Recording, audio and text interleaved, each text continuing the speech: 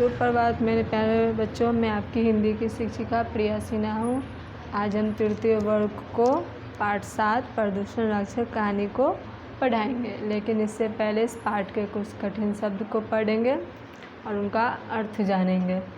भयानक का अर्थ होता है डरावन, चिंतित का अर्थ होता है परेशान, वेक्साना का अर्थ होता है छोड़ना, निकट का अर्थ होता है पास, शक्तिशाली का अर्थ होता है ताकतवर, क्रूर का अर्थ होता है कठोर दुष्ट, निर्माण का अर्थ होता है बनाना, उम्मीद का अर्थ होता है आशा, दुर्भाग्य का अर्थ होता है बुरी किस्मत, व्यर्थ का अर्थ होता है बेकार, सुरक्षा का अर्थ होता है बचाव, भरसक का अर्थ होता है पूरी तरह। अब हम कहानी को पढ़ेंगे। यहाँ पर पात्र परिचय दिया हुआ है। इसमें कौन कौन से पात्र हैं? नीम का पौधा, आम का पौधा, धरती, बादल, कोयल, प्रदूषण राक्षस, बरगद। ये इस कहानी का पात्र है। स्थान दिया हुआ है सुनसान जंगल। कहानी है प्रदूषण राक्षस। नीम का पौधा सहमते हुए, आमू भैया ये डरावनी आवाज़ कहाँ से आ रही है? मुझे तो बड़ा डर लग रहा है। नीम का पौधा आम के पौधे से बोलता है कि ये डरावनी आवाज़ कहाँ से आ रही है? मुझे तो बड़ा डर लग रहा है। आम का पौधा चिंतित होकर, यह तो पता नहीं, लेकिन आवाज़ें हैं बड़ी डरावनी, लगता है कोई खलनायक चीख रहा है। आम का पौधा बोलता है नीम के पौधे से कि ये तो पता नहीं, लेकिन आवाज़ सुनकर वो बोल रहा है कि ये बहुत बड़ी डरावनी आवाज़ है, शायद किसी खलनायक का चीखने की आवाज़ है। नीम का पौधा फिर पूछता है, नीम का पौधा विलप करते हुए, मुझे तो उसके इरादे अच्छे नहीं लग रहे हैं। नीम का पौधा बोलता है आम के पौधे से कि मुझे उसके इरादे अच्छे नहीं लगते। किसके इरादे? जिसकी आवाज़ आ रही थी, जिसे वो खलनायक आम का पौधा समझ रहा था, उसके बारे में बोलता है कि मुझे उसके इरादे बिल्कुल अच्छी नहीं लग रही है। आम का पौधा दिलासा देते हुए, अरे तुम रोना धोना बंद करो, मैं अभी पता लगाता हूँ। जब नीम का पौधा डरते हुए रोते हुए बोलता है कि मुझे उसका इरादा ठीक नहीं लगता है, तो आम का पौधा उसको दिलासा देते हुए बोलता है कि तुम रोना धोना बंद करो, मैं अभी पता लगाता हूँ ये किसकी आवाज़ें हैं। तभी कोयल की कूकने की आवाज़ उभरती है। वो बरगद के पेड़ पर बैठी है। जब वो नीम के पौधे को दिलासा दे रहा था, तभी वो कोयल की आवाज़ सुनता है जो बरगद के पेड़ पर बैठी हुई थी। आम का पौधा, कोयल दीदी, तुम यह आवाज़ सुन रही हो? किसकी है? बड़ी भयानक है। आम का पौधा कोयल से पूछती है कि कोयल दीदी, तुम जो आवाज़ सुन रही हो ये बड़ी भयानक है, किसकी है? कोयल बोलती, हाँ सुन रही हूँ, यह आवाज़ दुष्ट प्रदूषण राक्षस की है। अभी वह पास के जंगल को चट कर रहा है, थोड़ी देर बाद यह पहुँचता ही होगा। कोयल बोलती है आम के पौधा को कि हाँ, ये जो आवाज़ जो हम लोग सुन रहे हैं वो दुष्ट प्रदूषण राक्षस का है, ये पास वाले जंगल में, और वो बताती है कि वो पास वाले जंगल को मतलब अभी नष्ट करके आया है और यहाँ पर आता ही होगा। नीम का पौधा भयभीत होकर, अरे बाप रे बाप, राक्षस? क्या वो सींग वाला है? भयानक चेहरा और बड़े बड़े दांत वाला? नीम का पौधा पूरी तरह से डर गया और वो बोलता है, बाप रे बाप, राक्षस? क्या वो सींग वाला है? वो पूछता है कि वो राक्षस, वो कल्पना करता है कि राक्षस है तो वो सींग वाला होगा, भयानक चेहरा होगा, बड़े बड़े दांतें होंगे।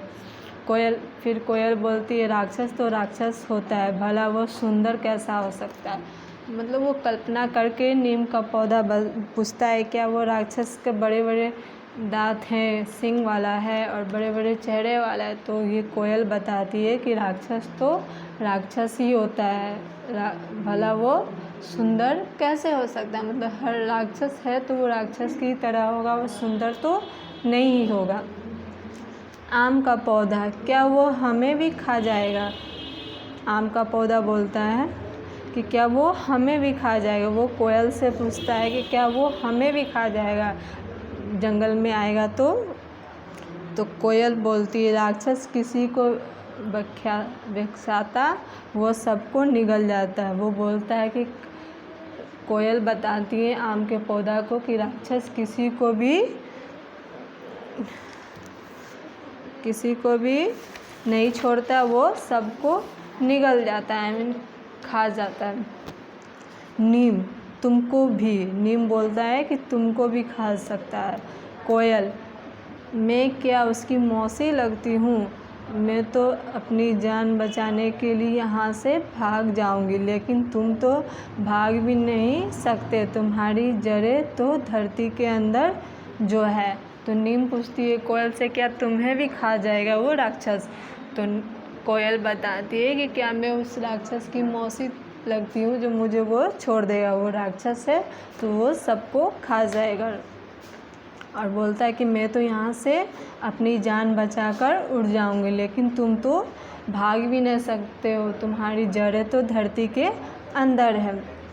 नीम, उदास होकर, इसका मतलब हमारा अंत निकट है। तो नीम का पौधा उदास हो जाता है और बोलता है कि इसका मतलब कि हम लोग का मरना निश्चित है और हम लोग जल्द ही मर जाएंगे। अब क्या होगा बड़े भैया, वो पूछते हैं बड़े भैया से क्या होगा। आम का पौधा, अब मैं क्या बताऊं, मुझे कुछ उपाय सूझ नहीं रहा है।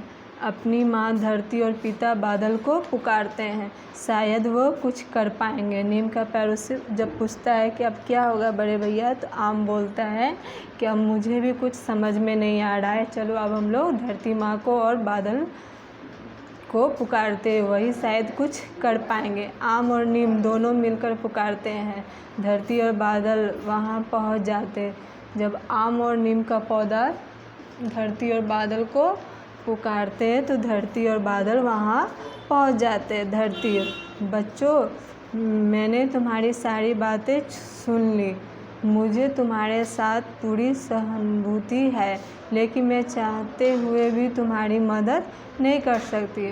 धरती जब आती है तो वो बोलती है कि मैंने तुम्हारी सारी बातें सुन ली, लेकिन मैं चाहकर भी तुम्हारी कोई मदद नहीं कर सकती हूँ।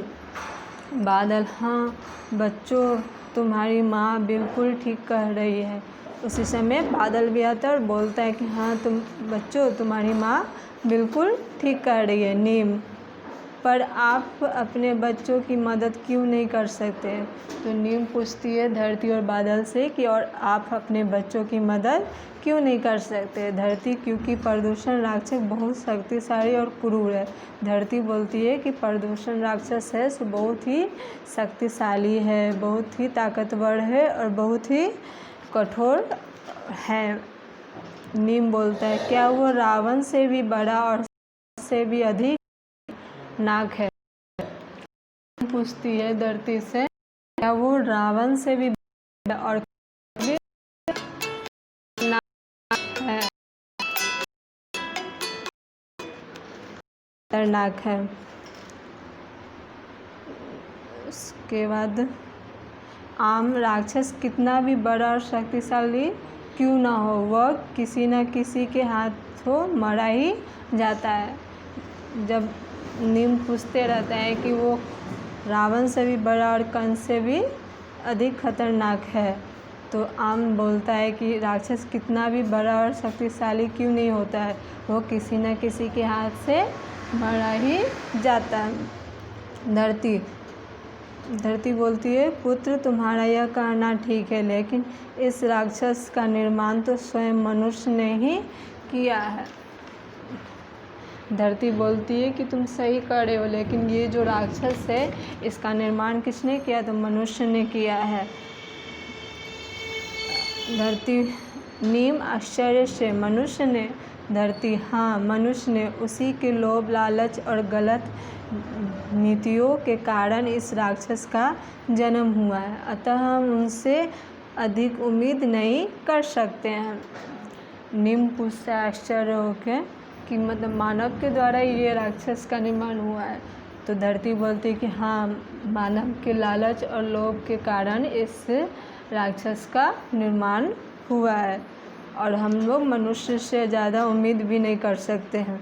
बादल: यह हमारा दुर्भाग्य है कि हम अपने सामने अपने बच्चों को मरते हुए देखेंगे। तभी बादल बोलता है कि यह हमारा किस्मत है कि हम लोग अपने सामने ही अपने बच्चों को मरते हुए देखेंगे।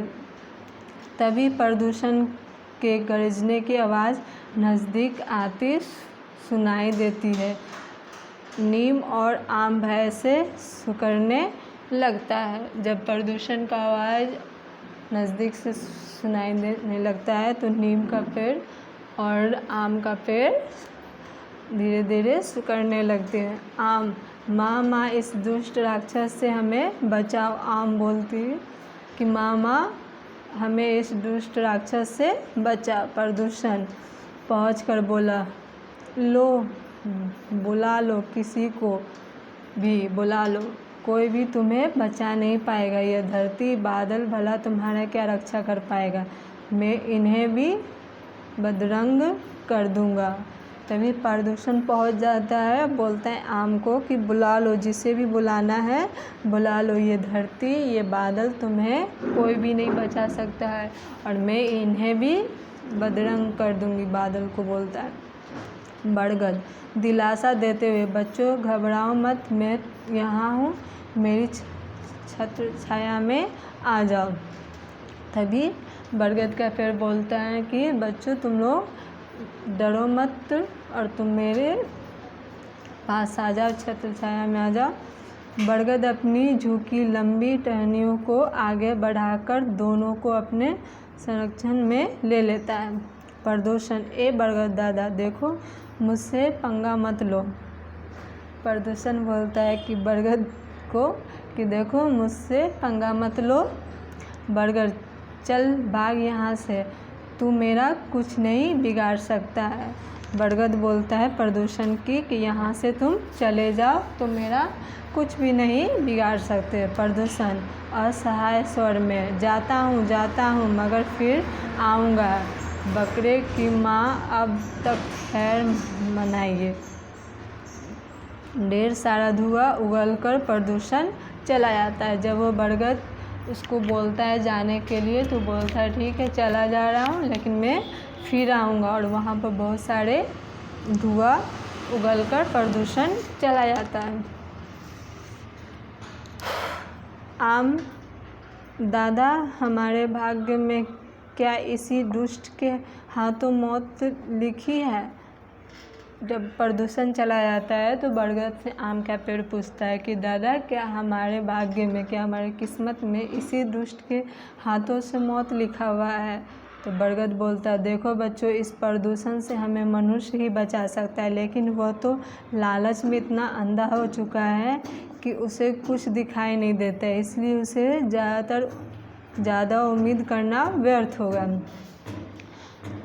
आम के पेड़ को बरगद बोलता है कि देखो कि ये प्रदूषण को मनुष्य ने ही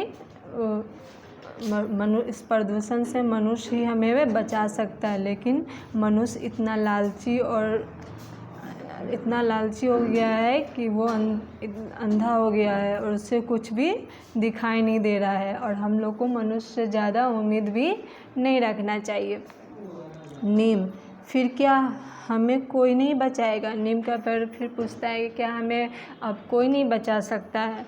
बरगद: अब अगर धरती को प्रदूषण से कोई बचा सकता है तो वह हम स्वयं, जैसे मैंने अभी तुम्हें बचाया। आम: धन्यवाद बरगद दादा। जब नीम पूछता है कि हम लोग को कोई नहीं बचा पाएगा ना, तो ये बरगद बोलता है कि अब हम लोग धरती को प्रदूषण से हम लोग स्वयं बचा सकते हैं, एक दूसरे की मदद करके, जैसे अभी मैंने तुम्हारी मदद की हो। तो आम का पेड़ बरगद को धन्यवाद कहता है बरगद, मैंने तुम्हें बचा लिया, आगे भी बचाऊंगा, अन्य पेड़ पौधा को भी बचाऊंगा, लेकिन तो बरगद बोलता है कि मैं तुम्हें बचा लिया और आगे भी बचाऊंगा। तो उसी वक्त बोलता है कि लेकिन, तो नीम पूछता है लेकिन क्या दादा? बरगद, एक वादा करना होगा, बड़े होकर तुम भी अपने छोटे भाई बहनों की ऐसी ही सुरक्षा करोगे। नीम जब पूछता है कि लेकिन क्या दादा, तो बरगद बोलता है कि जैसे मैंने तुम्हारी रक्षा अभी की हो, जब तुम बड़े हो जाओगे तो तुम भी अपने छोटे भाई बहन मतलब छोटे पेड़ पौधों की रक्षा करोगे।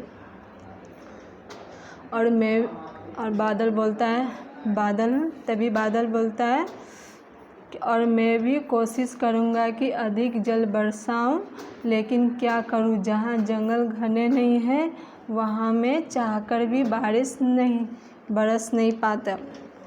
और बादल बोलता है कि मैं भी कोशिश करूँगी कि अधिक से अधिक जल बरसाऊँगी, लेकिन वो बोलती है कि मैं कोशिश तो करती हूँ, लेकिन जहाँ पर अधिक घने जंगल नहीं रहते तो वहाँ मैं चाहकर भी बारिश नहीं कर पाती हूँ। धरती, काश यह बात मनुष्य भी समझ पाता। धरती बोलती है कि यह बात अगर मनुष्य भी समझ पाता तो कितना अच्छा होता। नीम और आम, हम उसे समझाने का भरसक कोशिश करेंगे। नीम और आम का पेड़ बोलता है कि मनुष्य को हम लोग पूरी तरह समझाने का बहुत कोशिश करेंगे।